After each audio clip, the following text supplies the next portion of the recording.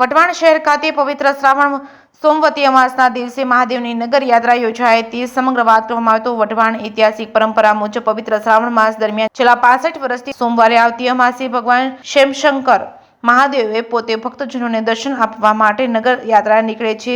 આ પરંપરા છેલ્લા ઘણા વર્ષોથી ચાલી આવતી હોવાથી સોમવતી અમાસના દિવસે વઢવાણ શહેરમાંથી મહાદેવ મંદિર ખાતે ભગવાન શિવની નગર યાત્રા યોજાઈ હતી। લાખુપુર રામનાથ મહાદેવ તેમજ માધા વાવ મંદિરના વટેશ્વર મહાદેવ પણ નગર યાત્રામાં જોડાયા હતા। સમગ્ર વઢવાણ શહેર મહાદેવમય બનીને દરેક શેરીઓમાં ભગવાન શિવના દર્શન કરવા લોકો ઉમટી પડ્યા હતા। યાત્રામાં નગરપાલિકાના પૂર્વ પ્રમુખ જયેશભાઈ શુક્લ, વિરેન્દ્રભાઈ આચાર્ય, નગરપાલિકાના સદસ્ય સ્મિતાબેન રાવલ તેમજ સમીર ભટ્ટ, સેક્રેટરી બ્રહ્મ સમાજ અન્નક્ષેત્ર ટ્રસ્ટ તેમજ સુનિલભાઈ મહેતા સહિતના આગેવાનો તેમજ સમગ્ર શહેરના લોકો યાત્રામાં જોડાયા હતા। JKS ન્યૂઝ ગુજરાતી સાથે મહેશ ઉતેરિયા, સુરેન્દ્રનગર।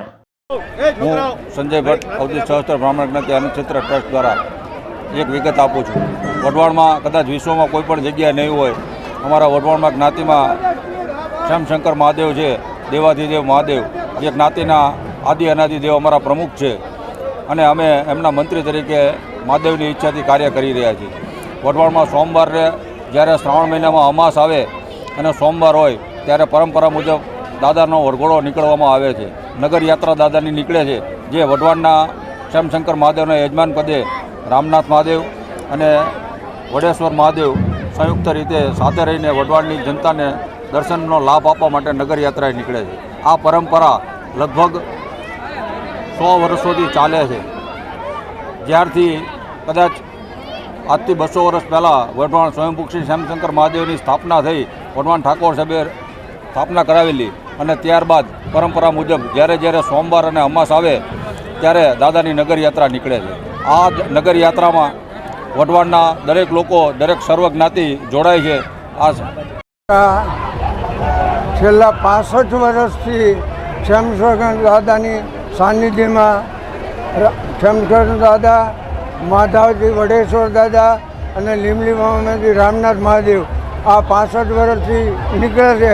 પણ આ નીકળવાનું કારણ એક જ કે જ્યારે સોમવતી અમાસનો સોમવાર આવતો હોય ત્યારે જ નીકળે છે, દર અમાસે નથી નીકળતી।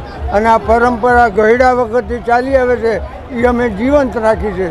અને રામનાથ મહાદેવ, શિવશંકર, વડેશ્વર સૌને સુખ, સમૃદ્ધિ અને શાંતિ આપે એવી પ્રભુ પાસે મારી પ્રાર્થના। હું ચંદુલાલ જગજીવન રાવલ બોલું છું।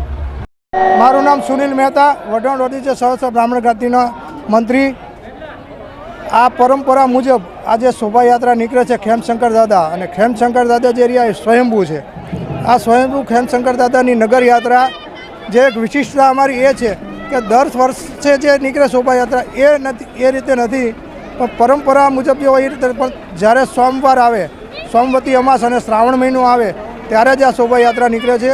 અને યજમાન પદે શ્રી લીમલીપામાં રામનાથ મહાદેવ, માધામાં જડેશ્વર મહાદેવ અને વાઘેશ્વરીમાં ખેમશંકર મહાદેવ, આ ત્રણેય દાદા નગર યાત્રાએ દર્શન માટે નીકળે છે। અને આ ગામના તમામ જ્ઞાતિજનોનો, તમામનો ખૂબ સાથ અને સહકાર અમને મળી રહે છે। દરેક જગ્યાએ અલગ અલગ જગ્યાએ જુદી જુદી વસ્તુઓ હોય છે અને એ બધી પીણાઓ હોય છે, તમામ અમને ખૂબ સહકાર ગામનો મળે છે।